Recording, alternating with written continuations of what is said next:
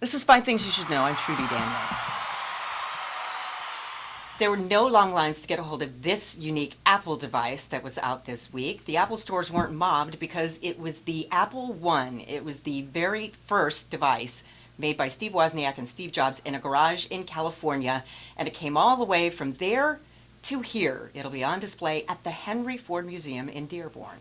Detroit is ground zero for the Dungeons and Drag Queens drama. It's Bob Bashar's own personal little story of bondage and dominance. This week in the trial, one of his slaves from the Pacific Northwest testified that Bob came on with too much force. She was bruised in the booty for at least 3 months. Oh, that.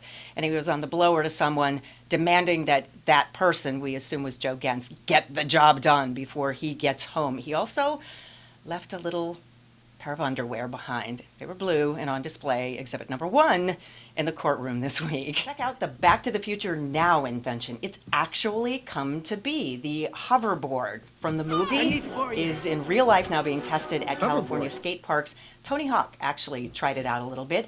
There are only a couple of problems. For one thing, it takes 2 hours to charge it, and that's a 10-minute charge. So happy skating. When you catch air, what does it hover above? Apparently, the skaters fall like a stone once they catch good air. Check out the before and after Renee Zellweger.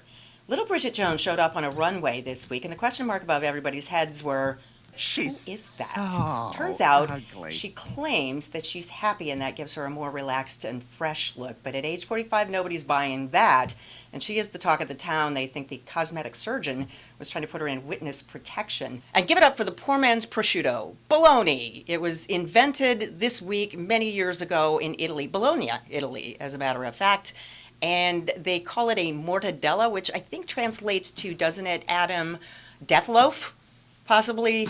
Americans, of course, eat about 800 pounds of it a year. And make sure you check out the podcast at WCSX.com, where we find out that Andy Kaufman actually faked his death and is going to return in 2015. What a bombshell. It's at our podcast at WCSX.com.